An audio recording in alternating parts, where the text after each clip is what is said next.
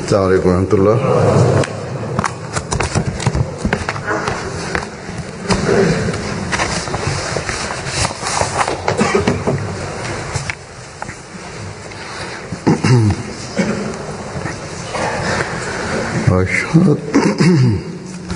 أشهد أن لا إله إلا الله وحده لا شريك له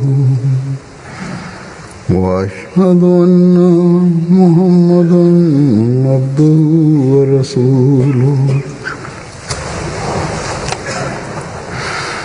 أما بعد فأعوذ بالله من الشيطان الرجيم بسم الله الرحمن الرحيم الحمد لله رب العالمين الرحمن الرحيم مالك يوم الدين إياك نعبد وإياك نستعين اهدنا الصراط المستقيم صراط الذين أنعمت عليهم غير المغضوب عليهم ولا الضالين.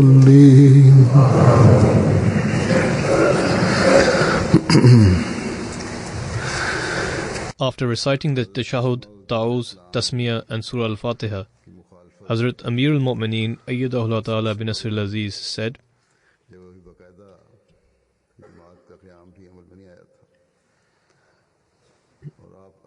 opposition to the promised Messiah ﷺ had started even before a community, i.e. the Ahmadi Muslim community, had been properly established. And he had not yet taken the bayt, i.e. the oath of allegiance, from anyone. Both Muslims and non-Muslims alike put all their energy into opposing him, and this continues today. Nowadays, it is the Muslims who display greater opposition. However, Allah the Almighty continues to cause the community of the Prophet ﷺ to grow and flourish.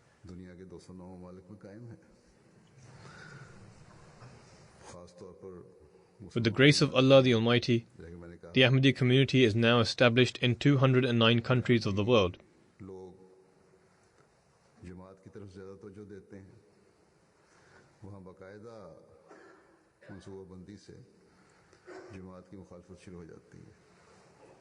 As I have mentioned, in the Muslim communities, in particular whenever people show greater interest in the community, their planned and contrived opposition to the community manifests. Those who join this opposition often include some politicians, scholars and government officials under their influence, and even judges in the courts.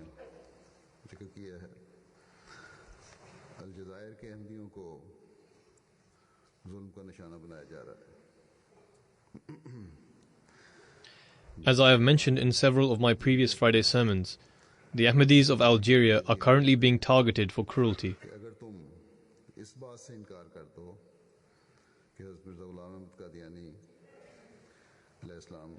The judges and the government officials say, i.e. to the Ahmadis, that they will release them only if they reject Hazrat Mirza Ghulam Ahmad of Qadian and acknowledge that his claim is false.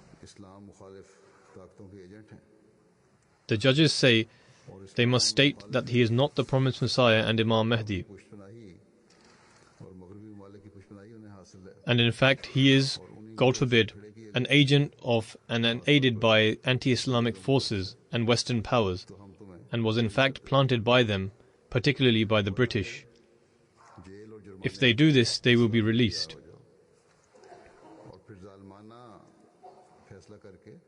If they do not agree to this, then the Ahmadis should be prepared for jail and punishment. They then pass cruel verdicts and throw into jail those Ahmadis who remain steadfast on their faith and who refuse to comply. Huge fines are being ordered upon them, which they do not have the capacity to pay, because the majority of them are poor.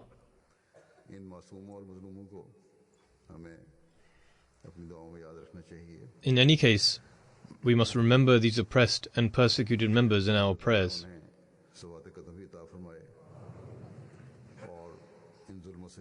May Allah the Almighty grant steadfastness to them and shield them from this oppression.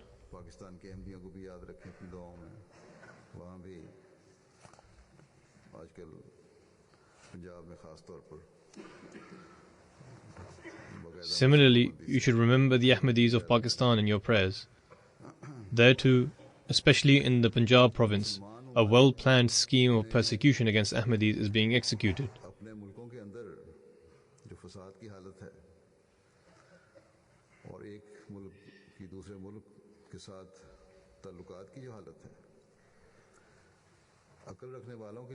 Seeing the state of chaos and disorder in the Muslim countries and the relationship between the Muslim nations should have been enough for anyone who reflects to search for the one whom Allah the Almighty was destined to send according to His promise.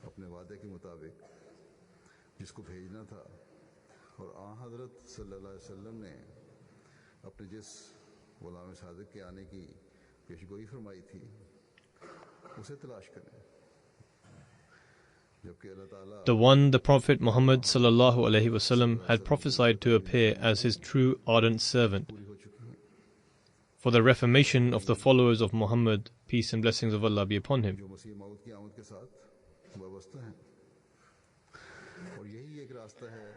The signs foretold by Allah and His Messenger have clearly been fulfilled and continue to be fulfilled in connection with the advent of the promised Messiah.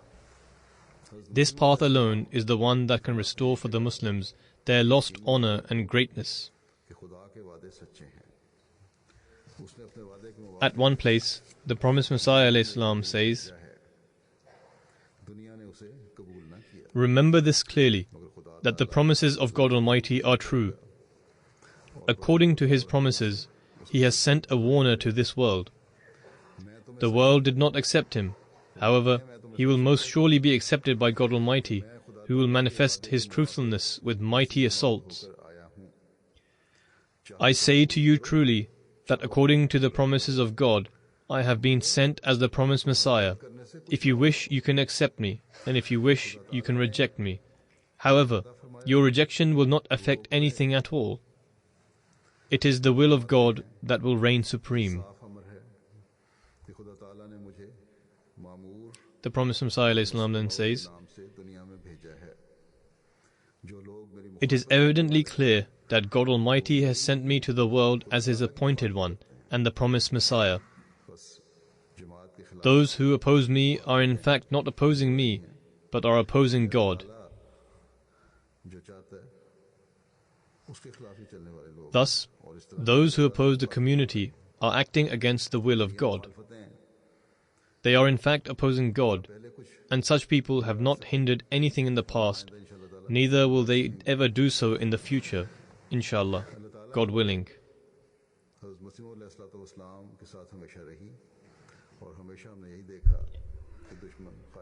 The help and succor of God Almighty has always been with the promised Messiah alayhi salam. We continuously witness that his opponents utterly fail in their objectives, and this is true today as well as, and inshallah, God willing, will continue to be the case in the future. When they raise opposition in one place, elsewhere Allah the Almighty opens up hundreds of new avenues of propagating our message.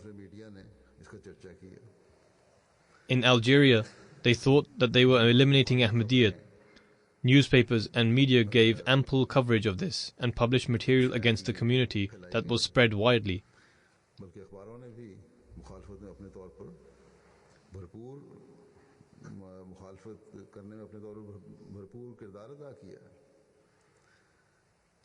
Indeed, the newspaper played a prominent role in opposition to us. However, this very opposition actually became a means for propagating the message of Ahmadiyyat.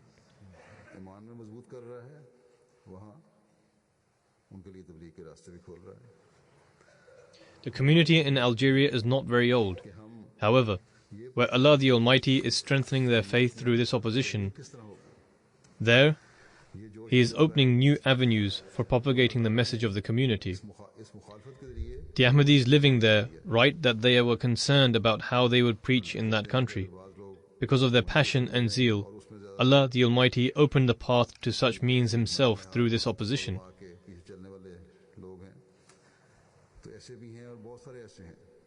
They write that whilst there are some who take a negative impression, mainly those who are followers of the so-called scholars, there are also a very large number of people who have been introduced to the community and to the claim of the promised Messiah ﷺ, and who believe that the actions against the community are wrong.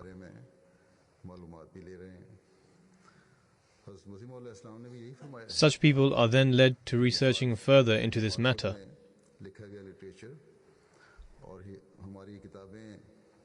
The promised Messiah ﷺ has also said that all the material against us in literature and books actually encourage people to read our books and draws attention to them.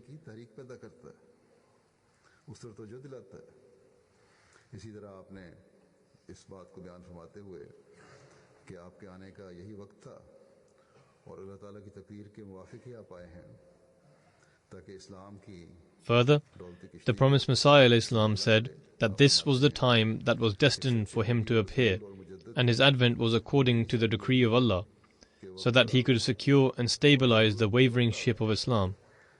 He said a major sign of a true prophet, messenger and reformer, i.e. Mujaddid, is that he appears at the appointed time and at a time of need.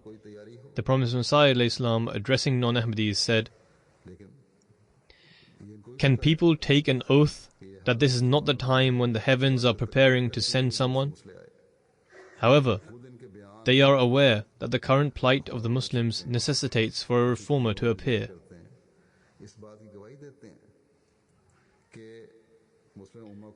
They give statements published in newspapers, and they mention in their speeches, testifying that someone needs to come to save the Muslim community at large. However, they also say that this should be someone other than Mirza Ghulam Ahmad.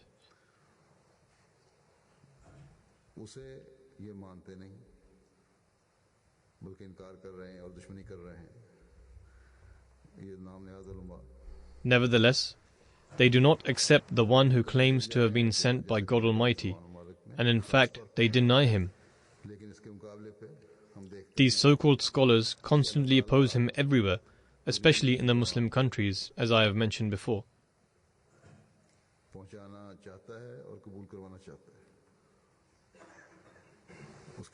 In contrast, we see that Allah the Almighty desires for His message to spread and be accepted all over the world.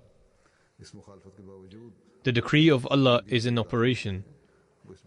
Every year, hundreds of thousands of people who join Ahmadiyyat, despite opposition, prove that the help and support of God is with the Ahmadiyya Muslim community and the promised Messiah ﷺ.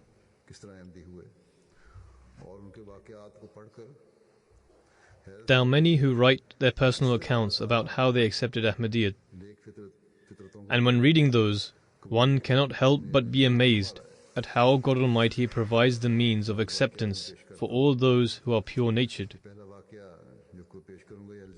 I will now present some of those accounts. The first account I will relate is from Algeria, where, as I have mentioned, there is intense opposition.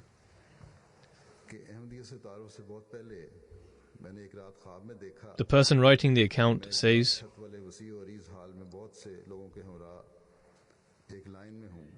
"Well before accepting Ahmadiyyat, I saw a dream one night that I am in line amongst a large number of people on an elevated and very wide rooftop. Two people are standing on one end of it. When it is the turn of the person in line, they proceed to fervently shake hands in a loving manner with the person standing on the right of these two individuals, and then entering the door for the hall, a long line was specially formed to shake hands with one of the two individuals. I see this all happening from a distance, and think, why is everyone shaking hands so eagerly with just one and not both of these people? Why don't they shake hands with both of them? Reaching closer, I see that one of the two has a white beard, whereas the person to his right is of middle height. His complexion was a color similar to wheat, and his hair and beard are black. When it was my turn, I extended my hand to the person with the white beard, but he indicates towards the person with the black beard and wheat-like complexion, and says to greet him with salam, i.e. the greeting of peace. I shake his hand, the person with the black beard, very warmly and affectionately, and I felt heartfelt devotion towards him. He sees me and smiles. His smile was so charming that I vividly recall his smile even today.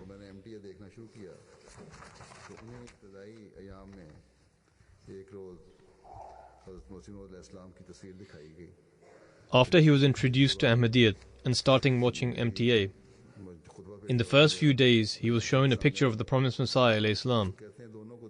My sermon was then shown.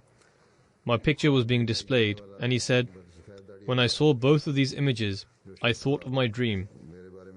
He wrote that the person with the white beard in the dream was me, i.e. Hazrat Khalifatul Masih V, and the person with the black beard was the promised Messiah ﷺ, and whom to everyone was meeting, i.e. Hazrat Khalifatul Masih V, was also indicating to him to meet the promised Messiah ﷺ. He says, "After this I contacted some Ahmadis through the internet. I asked different questions, and after receiving the answers, I took the Bayt, i.e. the Pledge of Allegiance, to join the Ahmadiyya community."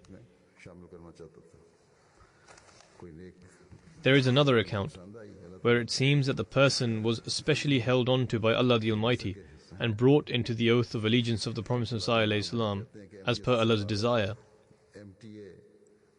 God Almighty must have been pleased with some goodness or virtue of his.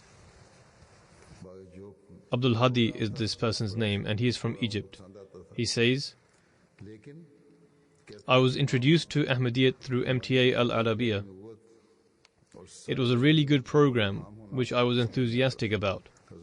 However, I could not fathom the concept of the prophethood and revelations of the Imam and founder of the Ahmadiyya Muslim community. He had reservations on these concepts relating to the promised Messiah. I tried repeatedly to call into the program to Al Ahwar Mubashir on the TV channel MTA Al Arabiya. However, I was unsuccessful in my every attempt to do so. He could not establish contact. And what was his purpose of calling? I only had one question and purpose, which I wanted an answer as either yes or no. The question was whether the founder of the Ahmadiyya Muslim community was sinless like the other prophets, and whether he was the recipient of revelation. If I was given an answer of yes, I would have deleted this channel from my TV list there and then. This was because up until then, I believed that the door of revelation is shut after the Holy Prophet ﷺ, and his claim, i.e. the Prophet ﷺ's, is false. However, through God's special decree, I was never successful in calling into the program, and as a result, I continued to watch MTA regularly. Slowly but gradually, I came to understand the concept of the seal of the Prophet, i.e. Khatm Nabuwwat. There was no path left for me but to take the Bayt, i.e. oath of allegiance, of the Imam of the time, the promised Messiah and Imam Mahdi. Subsequently, I filled out the initiation form and submitted it. After taking the Bayt, I wished to convey this news to others. I selected one of my close friends for this purpose, who I thought very highly of, and that he would listen to me. I related him the message of Ahmadiyyat, and contrary to my expectations, he suddenly became furious and began insulting the Prophet ﷺ. I was forced to retreat back home wearily, heartbroken and restless.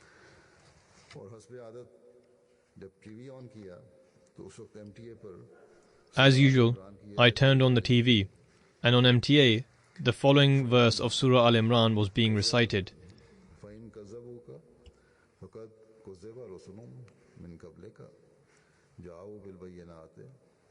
فإن كذبوك فقد كذب رسل من قبلك جاءوا بالبينات والزبر والكتاب المنير.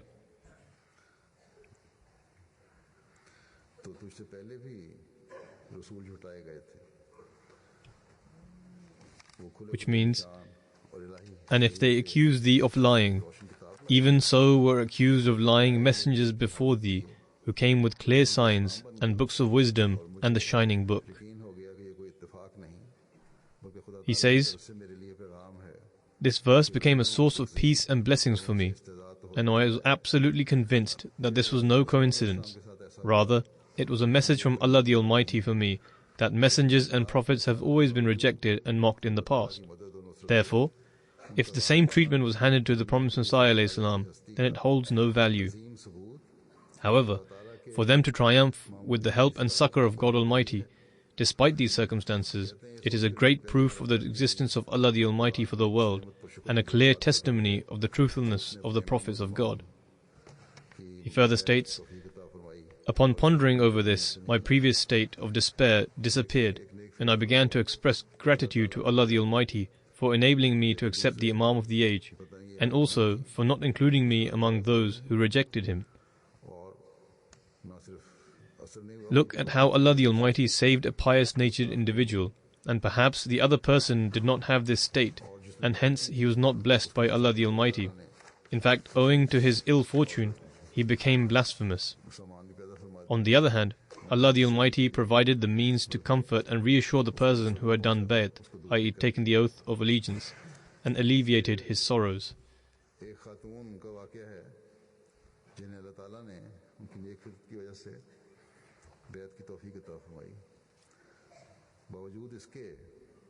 Another incident is regarding a lady who, owing to her pious nature, was granted the opportunity by Allah the Almighty to perform the bayt.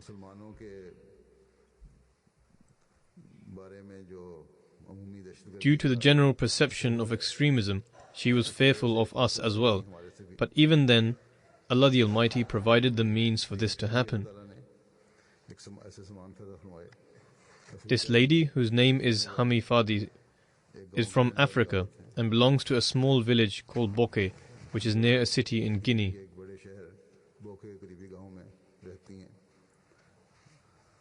A muallim, i.e. a local preacher from the Ahmadiyya community, visited her and preached to her about the community, and also invited her to the annual convention, i.e. the annual convention was taking place during those days.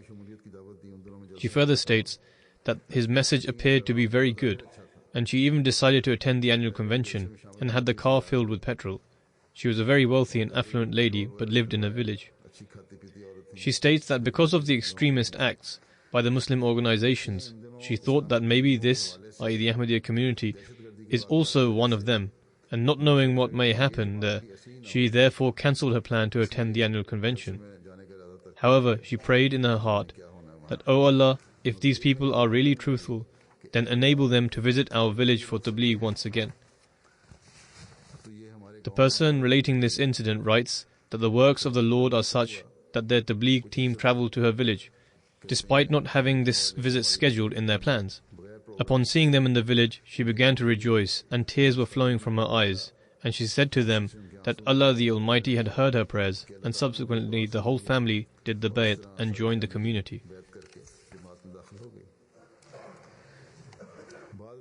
Allah the Almighty is extremely merciful to some people, wherein He enables them to excel in faith and accept the one sent by Allah the Almighty by increasing their financial gains. However, this is certainly not a condition, as some people write to me and say that such and such person has said that they will accept Ahmadiyyat if a certain benefit is achieved or a particular task is accomplished. One does not do any favors on Allah the Almighty and nor on the Promised Messiah ﷺ by accepting Ahmadiyyat. Rather, for one to listen, comprehend and accept the words of Allah the Almighty is so that they may improve in this life and the one in the hereafter. Nonetheless, there is an incident which shows that when Allah the Almighty wants to bless someone, then sometimes He can even accept those conditions and demonstrates it.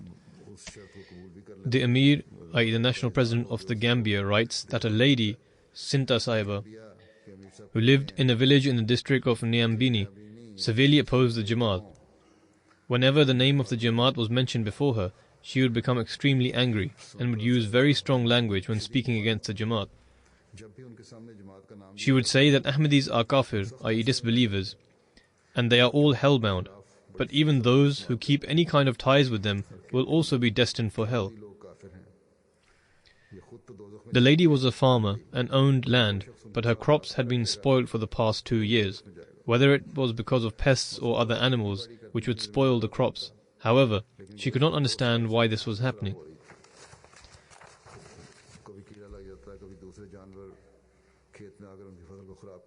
An Ahmadi lady said to her that ever since she had begun opposing the Jamaat, her crops have not grown.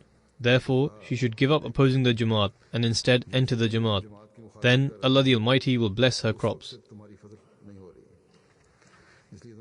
The lady understood immediately and agreed to experiment with this. She, along with 8 members of her family, accepted Ahmadiyyat and saw that since joining the Jamaat, Allah the Almighty had blessed her abundantly. Not only did her crops begin to grow plentifully, but she also came into contact with one of her sons, whom she had lost contact for a number of years, and was currently living in Italy. Now this lady tells everyone to join the Ahmadi community, because in this lies the means for one's salvation. A missionary of the community from Benin writes that this year there was extreme torrential rainfall during the monsoon season in the town of Basila, and as a result, one of the walls of the mission house collapsed. The rain continued to fall even during the night, and there was a danger that the second wall of the mission house may also collapse. He says that he was extremely worried due to the loss sustained to the Jamaat's mission house, and thus thought that he will pray. Such a thought can only come to our missionaries, that, O Allah, recover this loss through bay'ats and bless the progress of the Jamaat. He says that he had not even finished the prayer that the phone rang. It was 12 o'clock at night, and the rain was extremely strong, and there was also lightning. He picked up the phone, and a gentleman by the name of Muhammad from the Bucha village was on the line, and said that the people of his village would like to perform bay'at. This village was situated 110 kilometers from the mission house.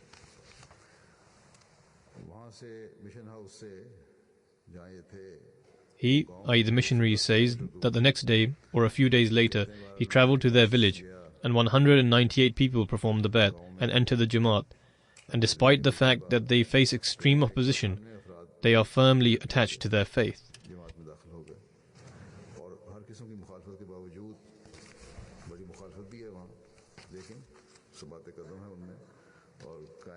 A missionary from Germany writes that he has been in contact with a Syrian family for the past 1 year, and they had even attended the annual convention in Germany, and were very impressed after witnessing the atmosphere of the annual convention, but had not performed the bay'at.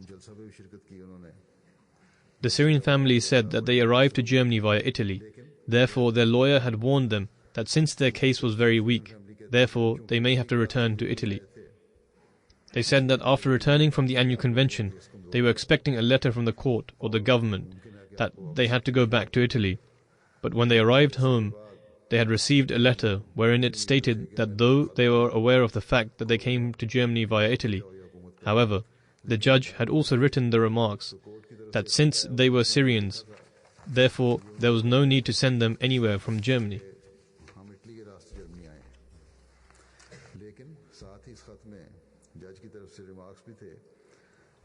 He says that this was a miracle, and he immediately thought that this was due to the blessings of going to the annual convention. He told his wife that this miracle was shown due to them attending the annual convention. Thus, this thought took root in their hearts, and they immediately decided to perform the bay'at and join the Jamaat.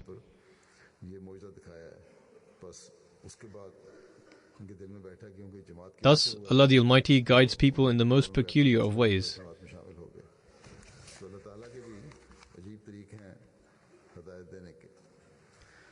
Although I have related many such incidents that have taken place in Africa, and have also mentioned that preaching in those areas is extremely difficult, But some people think that since people in Africa are not very educated, therefore they easily accept Ahmadiyyat. However, this is completely wrong.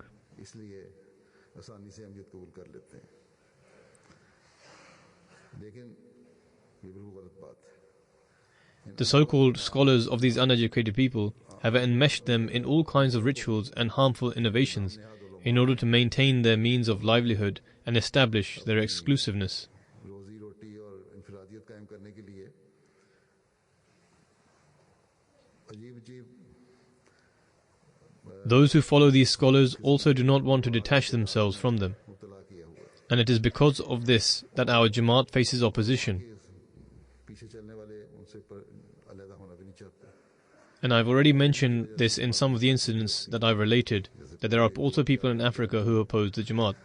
कि वहाँ Africa में Thus, to accept Ahmadiyyat is not something easy. However, Allah the Almighty continues to provide the means for their guidance, and also reveals to our Muballighin, our missionaries and Muallimeen, the local preachers, as to how they should preach. लोगों के लिए और हमारे मुबल्लिगीन और मुअल्लिमीन के लिए भी कि किस तरह उन्होंने तबलीग करनी है। आइवरी कोस्ट के A missionary from Ivory Coast writes regarding an incident that one of their Muallim, i.e. local preachers from San Pedro region, visited a village to do tabligh, as subsequently 15 people, including the Imam of the village, accepted Ahmadiyyat. 15 अफराद ने Later, the Imam attended the annual convention of the Ivory Coast, so that he could observe the members of the Jamaat more closely. He was extremely happy after attending the annual convention, and even offered a plot of land for the construction of a mosque. बड़े खुश हुए मस्जिद के लिए। However, the people of that area were under the influence of a more senior Imam.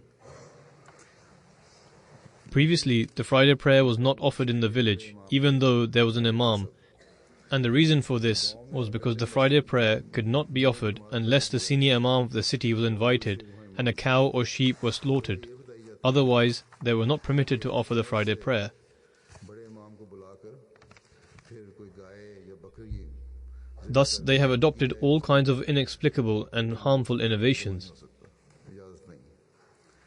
तो ये अजीबोगरीब किस्म की बिदअत उन्होंने This senior cleric would visit various areas eating the food prepared for him, और बड़े मौलवी and when it was the turn to visit a particular village, only then would he visit and lead the Friday prayer. खाने की And thus he had deprived them of an injunction which is fundamental for a believer. और इस वजह से It is stated in the hadith, a tradition of the Holy Prophet ﷺ, एक मोमिन के that a blemish is left on the heart of whoever missed 3 Friday prayers in a row. However, this Maulvi had his own Sharia, i.e. Islamic law. उसके दिल पे दाग लग गया। तो बहरहाल इन मौलवी साहिबान की ये अपनी शरीयत थी। When this less junior Imam was informed that such prerequisites were not essential in order to the Friday prayers to be offered, he went to his village and told the locals that they could offer the Friday prayer, and this condition that they must prepare a meal for the senior Maulvis is not required. अदा कर सकते हैं और उसमें कोई रोक However, the locals who were not Ahmadi opposed this local Imam and did not give permission for this Imam to lead the Friday prayer in their mosque. लोग थे। The local Imam built a temporary canopy and led the Friday prayer with some Ahmadis, and out of mischief, the locals then broke down the canopy. इस पर इमाम ने एक आरज़ी छप्पर बनाकर चंद अहमदियों के साथ मिलकर He states नमाज़ जुमा that he, along with local Muallim and a few Ahmadis, went to see the village chief and related everything to him. तो ये कहते हैं कि इस पे मैं और लोकल मोहल्लों The village chief decided that if the locals do not permit them to offer their prayer, then they should offer their prayers somewhere else. और सारी बात बयान की। When the prayer will be offered in 2 different locations, the locals will decide for themselves as to which mosque they want to pray in. पढ़ लें जब दो जगह नमाज होगी Nonetheless, he says that by the grace and blessings of Allah the Almighty, due to Ahmadiyyat, the Friday prayer is now regularly offered in the village, and despite opposition, the Ahmadis are firmly attached to their faith and are also offering the Friday prayers regularly. साबित करने से अपने ईमान पर भी कायम है और जुमा भी अदा कर रहे हैं। Allah the Almighty guides many people through dreams, and people are experiencing this form of guidance in every part of the world. दुनिया में हर जगह इस तरह रहनुमाई होती है। हिंदुस्तान के मुबल्लिग in charge The missionary in charge of India writes about an incident of the acceptance of prayer of a person who recently converted to Ahmadiyyat in Kannauр, Kerala. एक नौ आए थे उनकी कबूल अहमदियत का वाकया। This new convert used to be very distressed prior to doing Bai'at, and someone told him that reciting the Durood, i.e. sending salutations on the Holy Prophet ﷺ, was a solution to alleviate his worries, and that he should recite the Durood extensively, and thus he began to recite the Durood.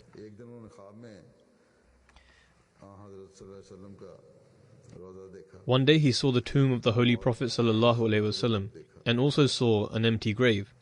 A person then came and said that the Holy Prophet ﷺ had stated that they will meet each other very soon. He related this dream to a non-Ahmadi Maulvi, and he said that this was a very blessed dream, and that he was to attain a very lofty status. A few days after experiencing this dream, he met an Ahmadi while travelling to somewhere, and the Ahmadi told him to visit the Noor Mosque in the area.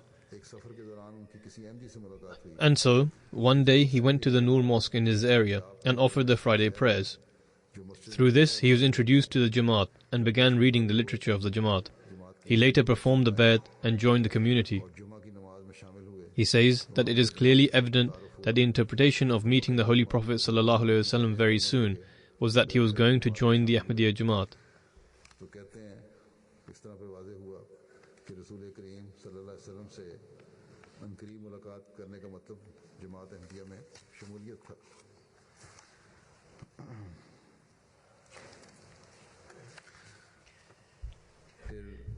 A missionary in Benin writes that the Ahmadi Muallim, Hamdi Jibrail Sahib, conducts a Tablighi program on the local radio station. One day he received a call from a lady during the program in which she said that she was extremely astounded that the second coming of the Messiah had taken place, yet they were completely unaware of this. She further said that she was a Muslim and the rest of her family was Christian, and they always leave her speechless when they say that Muslims themselves claim that they will only be guided through the advent of the Messiah. She said to come and preach the message in her village. Thus, from a few Tablighi sittings, 227 people from that village took the oath of initiation, thereby entering into the fold of Ahmadiyyat. Wherever the religious clerics have any influence, they seek to intimidate and frighten the people away from Ahmadiyyat. However, owing to this demeanor of the religious clerics, God Almighty enabled other people to accept Ahmadiyyat. There are many incidents, out of which I will mention one. The missionary of Porokosovos, which is situated in the northern area of Zambia, writes, the Jamaat was established in this region only last year. The religious clerics of the area called a meeting, since it was an old Muslim settlement, in which they invited various people. Amongst those people, there was a gentleman by the name Muhammad Sayyid Sahib, who was in contact with the Jamaat. However, he was not an Ahmadi. In the meeting, the cleric said, "We will not allow the Qadianis to progress at any cost. Therefore, we have made a decision to follow them wherever they may go, and we will chase them away by threatening them."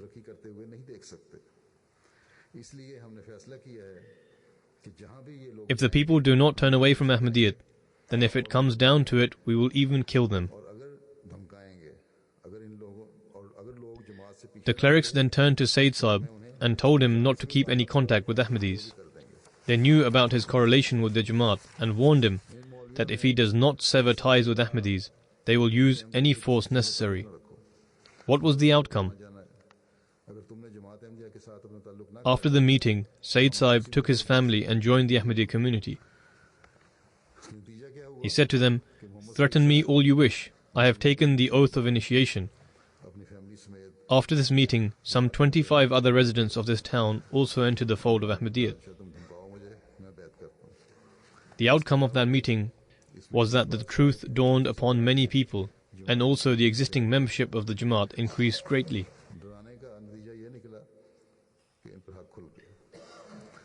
As I mentioned before, the situation is the same in Algeria. They are becoming more familiar with the Ahmadiyya community, and the local residents believe that the time is approaching where vast numbers of people will join the Ahmadiyya community, God willing.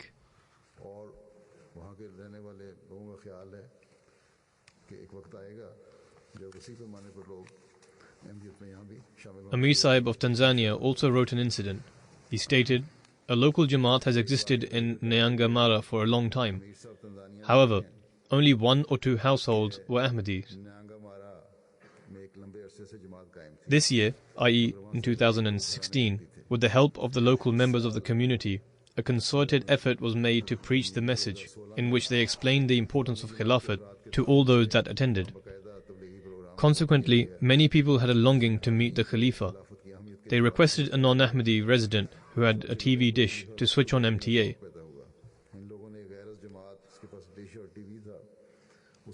When they turned on the TV, the people had the opportunity to see Khalifatul Masih, Ayyadullah Ta'ala bin Aziz. This paved a new way to spread the message. He stated, this year, i.e. the year of the report, which is 2016, our delegation visited the village again, but a cleric began to cause a commotion during the sitting, and we feared that the program would not be successful. However, owing solely to the succor of God, after the program had concluded and the question and answer session finished, many of the residents of the village who had not yet accepted Ahmadiyyat addressed the cleric and said, if Ahmadis are infidels, then we too are Ahmadis. You can leave this village, as Ahmadis will not go anywhere. Thus, due to the actions of the cleric, more people were drawn towards Ahmadiyyat. As a result, yesterday 38 people had the fortune of accepting Ahmadiyyat, and from among those that took the oath of initiation, one person donated a plot of land for the service of the Jamaat. Another convert said that since his house is of a decent size, and also in close proximity to the other members, his house can be used for the congregational prayers until the mosque is built. Now, every day members of that village gather and offer their prayers in this house. There are many incidents of this nature where attempts have been made to distance the people from the Ahmadiyyat due to enmity. However, this is the work of God Almighty, and as the promised Messiah ﷺ said, that we are making progress each day. Many people come themselves to learn about Ahmadiyyat, and witnessing such incidents, we are also a witness to the fulfillment of this statement by the promised Messiah ﷺ. The promised Messiah ﷺ states, take heed, God Almighty does everything Himself. He then elaborates by saying, the cold breeze is blowing, and the designs of God Almighty are completed gradually. They will be fulfilled without a shadow of a doubt, but they will be completed steadily, and will continue to be fulfilled, God willing. Therefore, the Muslims should stop their opposition of the promised Messiah ﷺ, and instead ponder over the statement of his, where he addressed them saying, hearken, if there was no argument to support our claim, then by pondering over the current situation, it was incumbent upon the Muslim to wander around like a person driven by madness, and search for the reason why the Messiah has not yet descended. Why has the Messiah not yet appeared for the breaking of the cross? Thus, instead of opposing the Prophet Messiah ﷺ, they should be searching for him, as the situation of the time warrants for them to search. The promised Messiah ﷺ further states, if the clerics had the welfare and the interests of the people in view, they would never have continued to treat me in the manner they did. They should deliberate that they have issued edicts against me. Yet, who can prevent such an event from taking place that has already been decreed by God Almighty? The Prophet Messiah ﷺ continues by saying, our opponents act as our servants because they too spread our message to the east and the west in one way or another. Some of the incidents that I have mentioned, in particular in Algeria or Pakistan, prove the fact that owing to the opposition, people are becoming more aware of Ahmadiyyat. Therefore, we do not fear opposition, whether it takes place in Algeria, Pakistan, or any other Muslim country for that matter. Our message is being spread by the opponents, and as a result, people are becoming more familiar with Ahmadiyyat.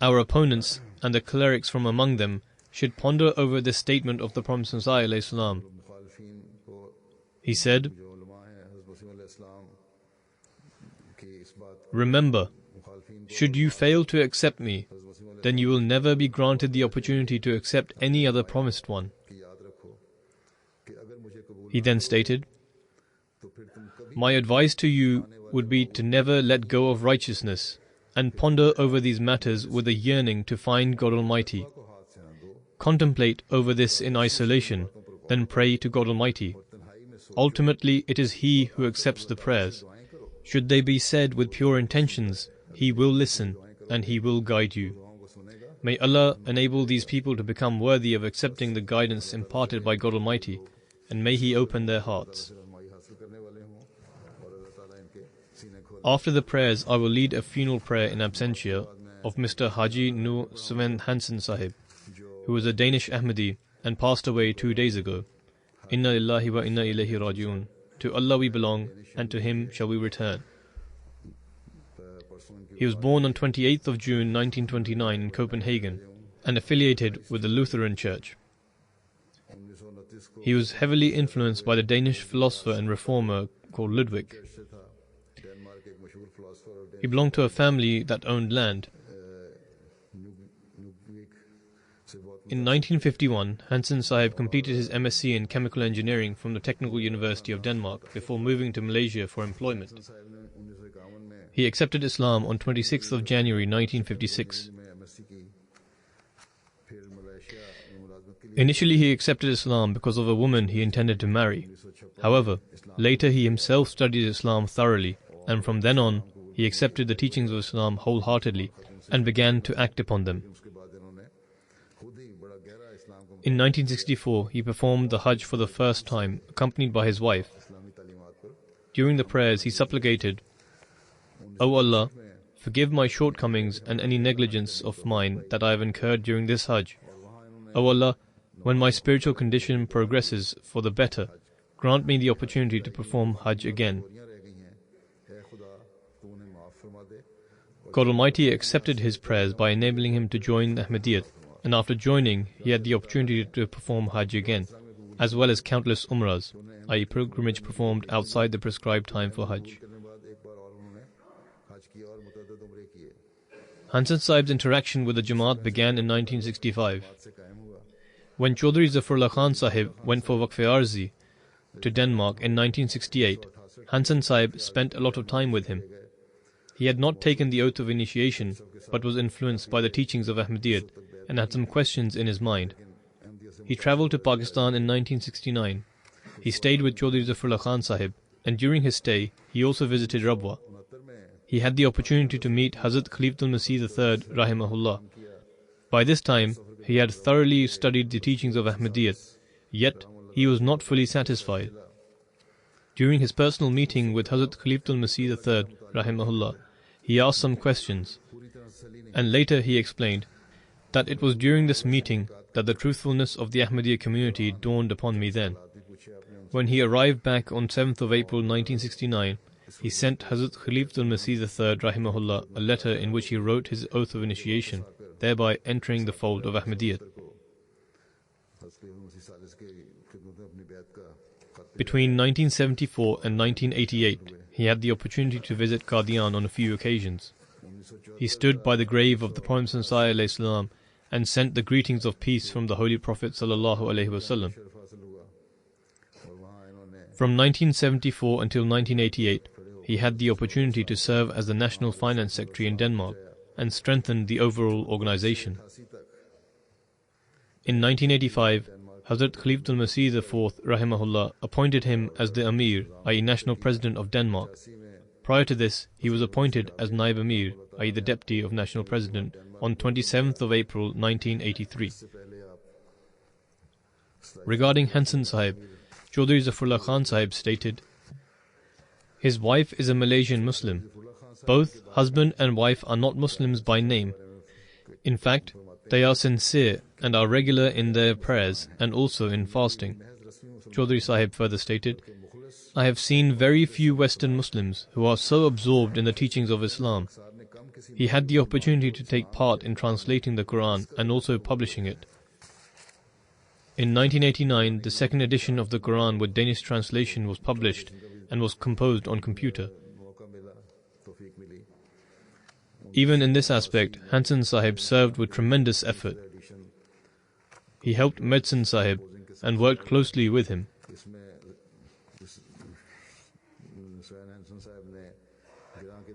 From 1986 until his health permitted him, which is approximately 2 years ago, he came to the UK Jalsa almost every year.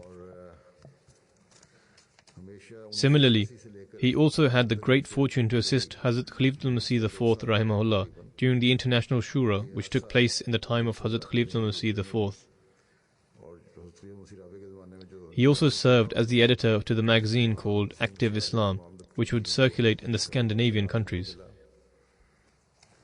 In 1981, Hansen Sahib was voted as the first head of the Ansarullah in Denmark and served in this capacity until 1986. Mr. Hansen Sahib's wife was not an Ahmadi. In fact, she was a staunch opponent. However, Hansen Sahib always maintained a relationship of compassion and kindness, but at the same time, he never permitted this to come in between serving the Jamaat. He was regular in paying the chanda, i.e. the obligatory contribution, and would always be in the forefront when it came to offering financial contributions. Should he have anything left over, he would deposit everything in a particular account. Before retiring, he also donated his car to the Denmark Jamaat. With respect to his financial sacrifices, Hazrat Khalifatul Masih IV rahimahullah once wrote in a letter, "The financial sacrifices presented by Hansen Sahib is worthy of being emulated. By the grace of Allah, from the outset, he was exemplary in offering sacrifices and in sincerity. In terms of financial sacrifices, he is an example and never needs to be reminded." Hazrat Khalifatul Masih IV rahimahullah further stated, "May Allah enable other Jamaat members to become like him, and should this happen, the role of the financial secretary will only be to maintain records, and he would never need to spend time in sending reminders. May Allah enable this to happen. After the prayers, I will lead the funeral prayer. May Allah the Almighty elevate the status of the deceased, and may his wife and children be granted the opportunity to accept Ahmadiyyat."